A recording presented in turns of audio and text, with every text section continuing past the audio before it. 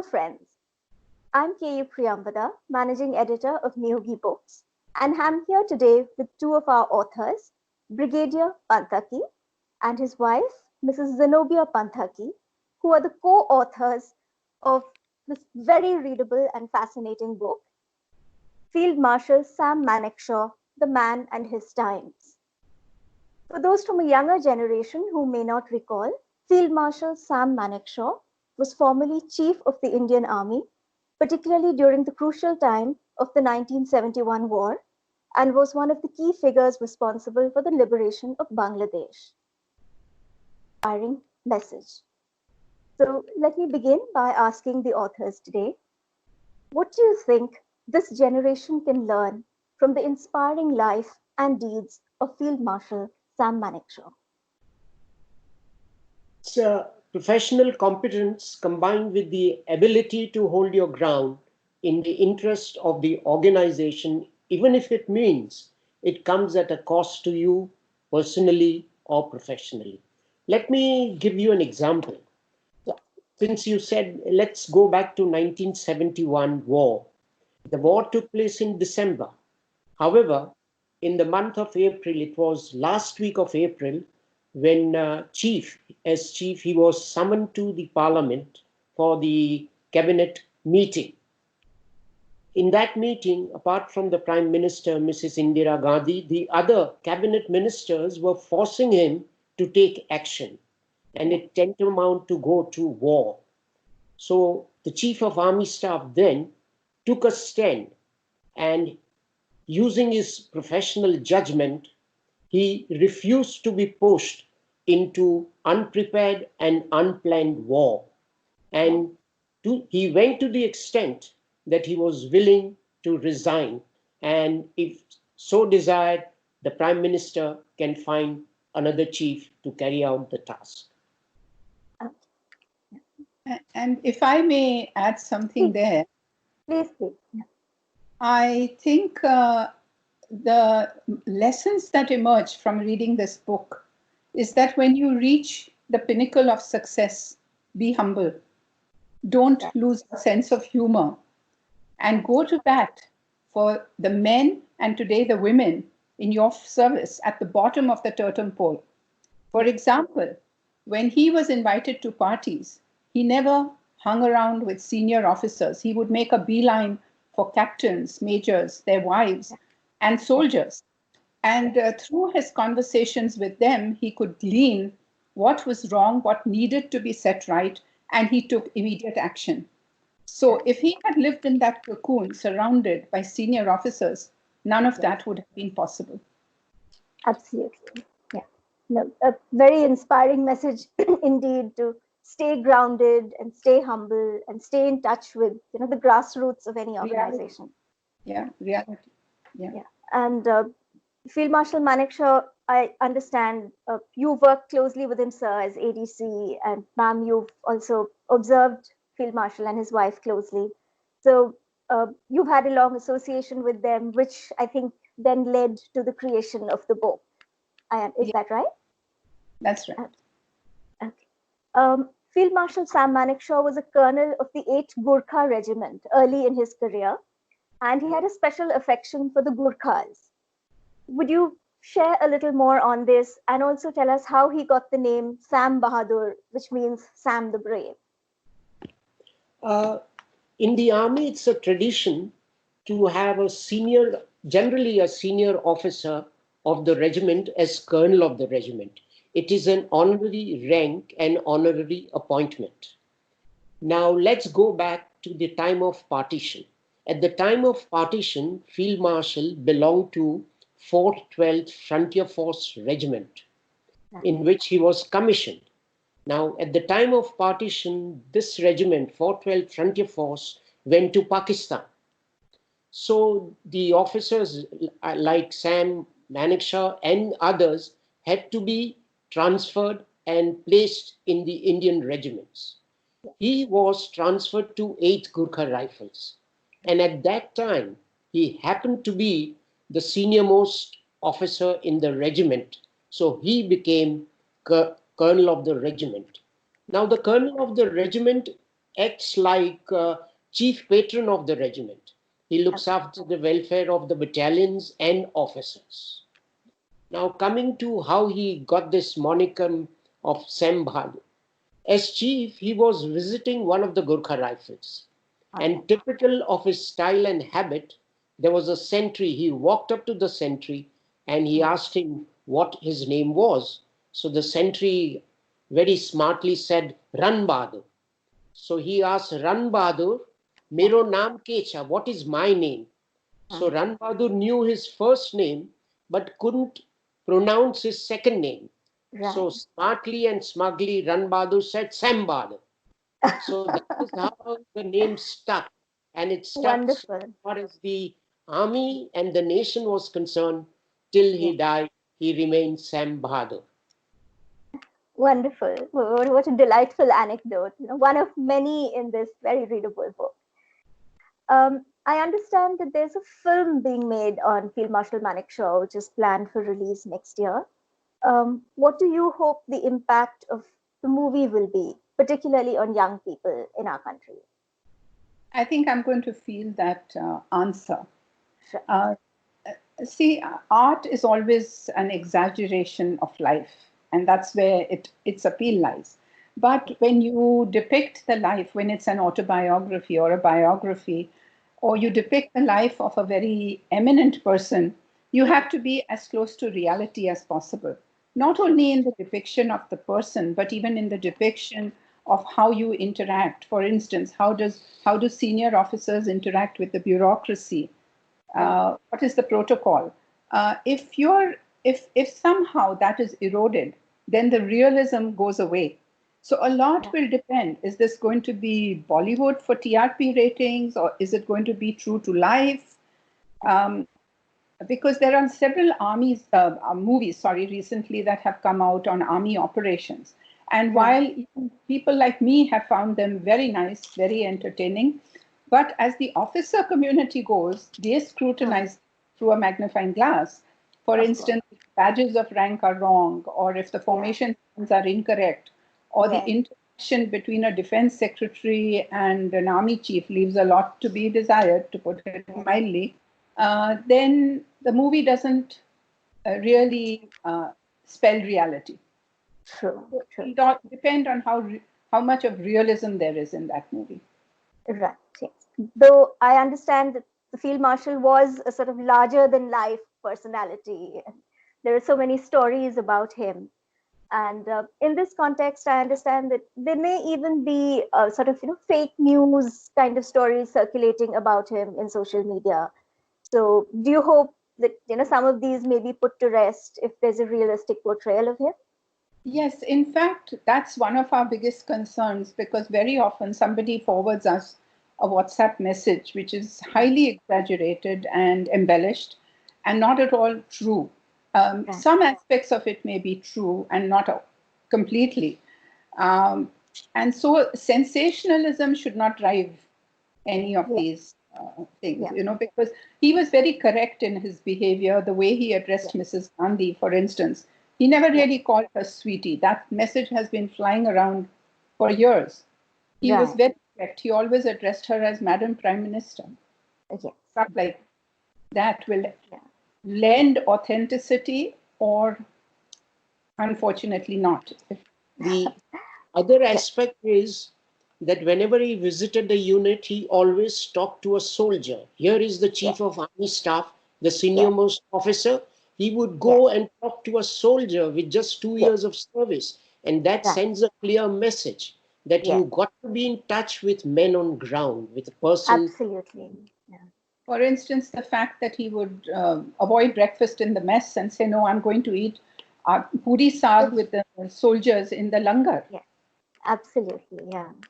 No, I mean, that really sends, as you said, sir, such a clear message that, he's in touch with the boys on the ground, the men fighting on the ground, with such inspiring leadership. Yeah. Yeah. He would ask a soldier, chutti kata, kyun nahi ghar gaya? And he would ask the commanding officer or the company commander, why hasn't this boy been allowed to go home? Right. Yes. Because leave is also such an important factor. Like a fighting man needs a break to be refreshed and so forth, and to deal with family matters. Yeah. Um, Coming to family and community, Field Marshal Manekshaw was a member of the Parsi community, which has produced many eminent leaders. There have been many Parsi officers in different branches of the defense services, Brigadier Panthaki, yourself included. An eminent Parsi police officer, K.F. Rustamji, founded the Border Security Force, which also played a significant part in the 71 war.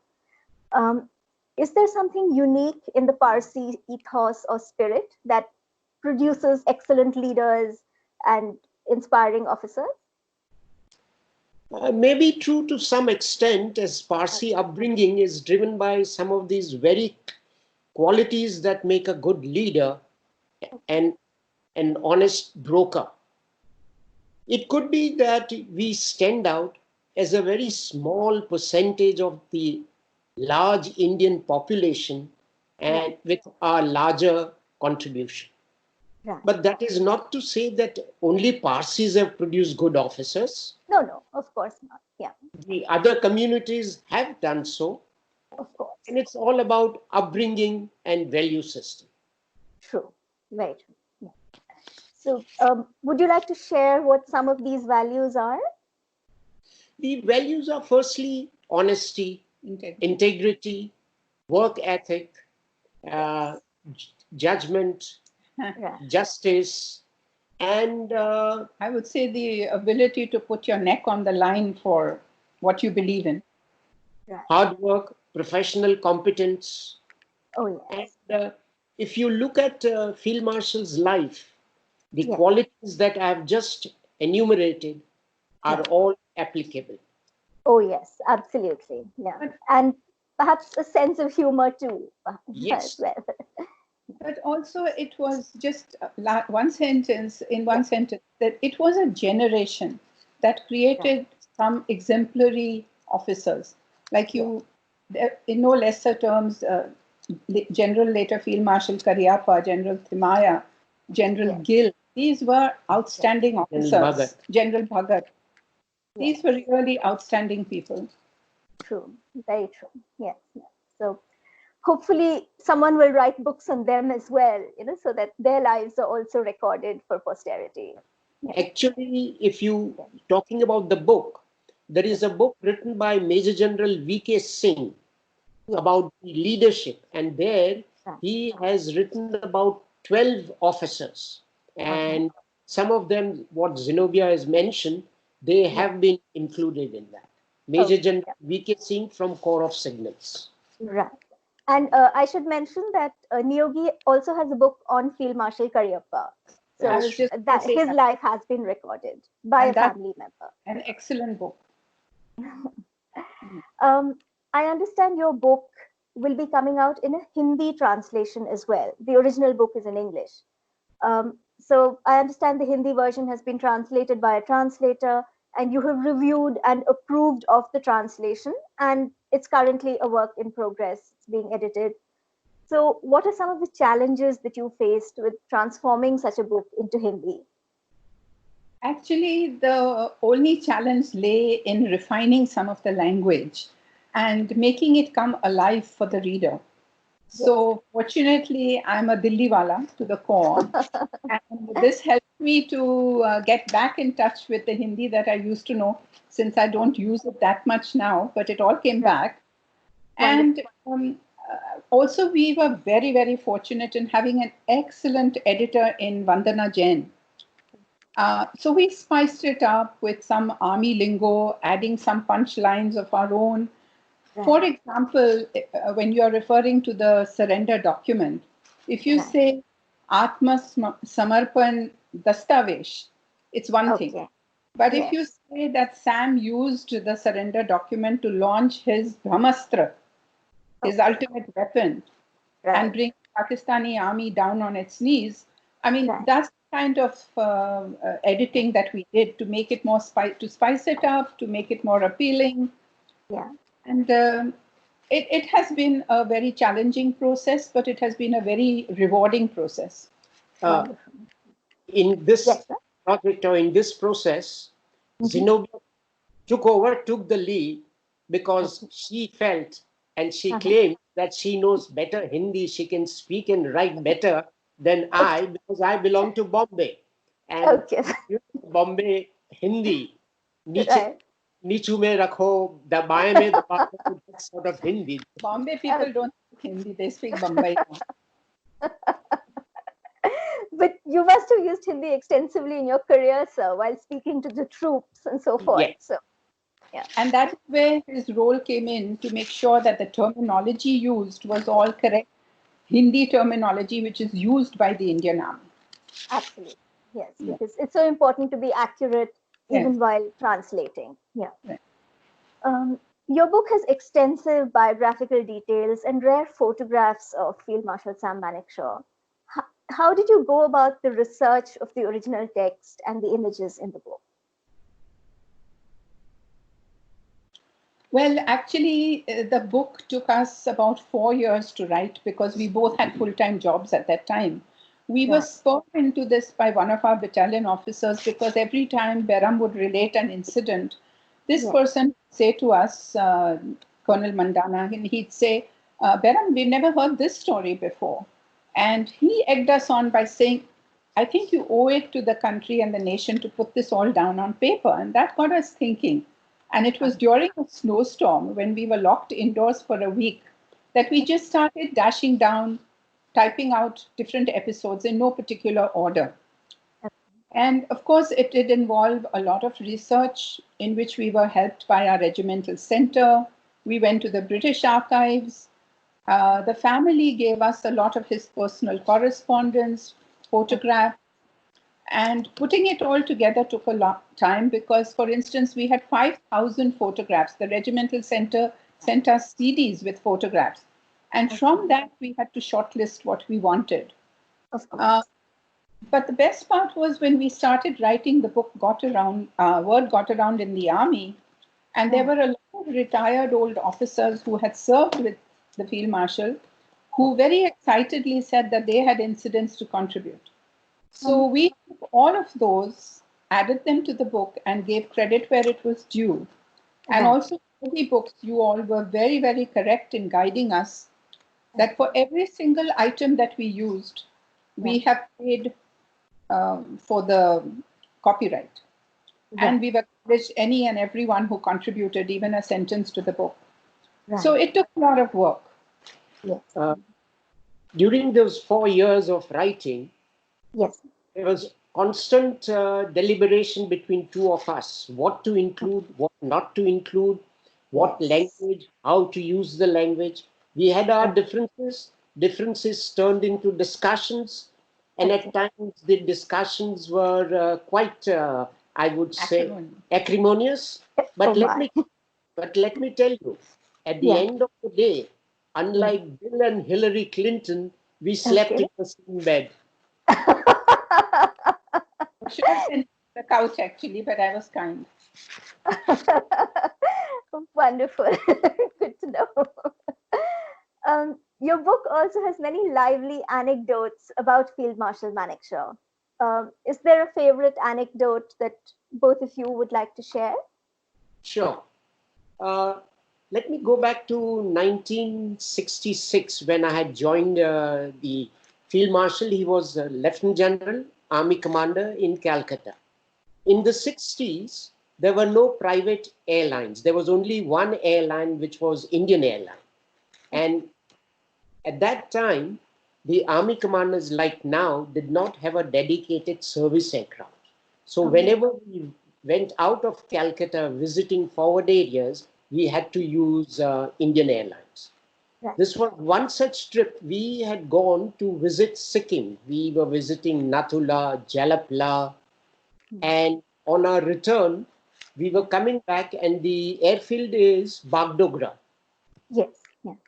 Generally, that is Siliguri. Generally, in flight, Field Marshal used to insist that his orderly, Dil Bahadur, would sit next to him. During this trip, I had to brief him on some operational matters. The operations were taking place in Nagaland and Mizoram. So the flight was at around 1:30. We had lunch and we boarded the flight. took about 10 to 15 minutes for me to brief him operationally. Right. And thereafter, I just dozed off. Okay. And when I opened my eyes, Right.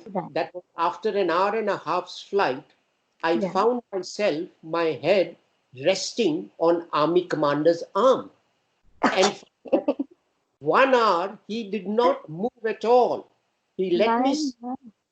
and when we landed at Calcutta, the aircraft came to a dead halt.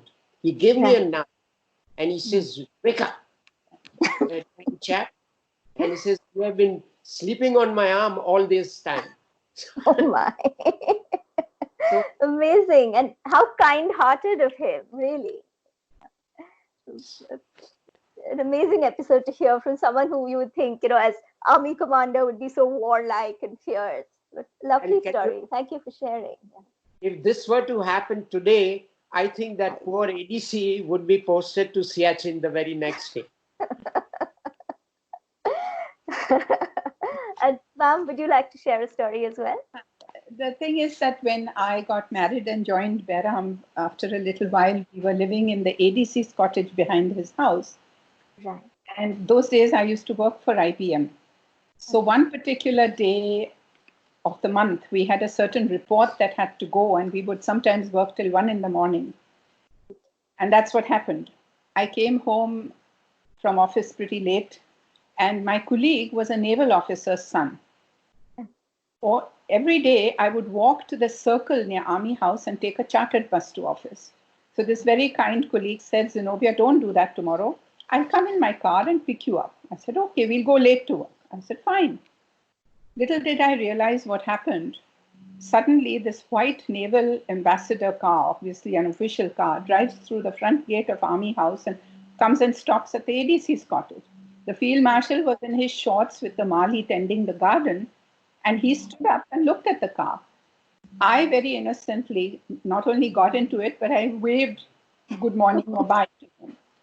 When I came back from work, Behram tells me, "Today, because of you, I got a rocket from the chief." I Oh said, my. "What did I do?" So he said, he asked me while getting into the car and going to work, he asked Behram, "I see Zenobia no longer works for IBM. I see she's working for Naval Headquarters." Oh. So that was a reprimand. And not only did it remain with us forever, it remained with us forever. Because later, even later, when Behram was commanding a brigade in Delhi, I would walk to Station Road and take the chartered bus to office until later when I started driving. But we never used army transport for personal trips of any kind. And to that extent, even Mrs. Manekshaw, if she were to go on private errands, she would use their own private car, which was Sunbeam Rapier. Okay. Yes. Remarkable. Yeah. To not use, a vehicle that she may well have been authorized to use. And What this an was example to set. Yeah. But this was not something unique to us. I would say 99.9% of the army in those days followed these principles. And we were proud. Even the wives, we had our careers, we had our own reputation. We didn't have to ride piggyback on them. That's such an inspiring message too. Thank you for sharing, ma'am. The entire world is facing a crisis at this time. Sir, you served as ADC to Field Marshal Manekshaw when he was General Manekshaw, Chief of the Army. And ma'am, you were closely associated with General and Mrs. Manekshaw. How do you think the General would have faced the challenges we are facing today? He would have been guided by his moral compass and offered professional advice with no fear of repercussions. He would have kept the interest of the armed forces and the nation as the center point of his decision making. And the example is again, if you go back to 71 war, there are many incidents where he gave free and frank advice. Just to highlight, During the war, India achieved victory in the end, but during Yes. the course of those 14 days war, India Yes. also suffered setbacks. Yes. We followed one principle, that to speak the truth Mhm. and nothing but the truth. Mhm. Now, during the war, Field Marshal, as chief, used to brief the Prime Minister twice a day or more.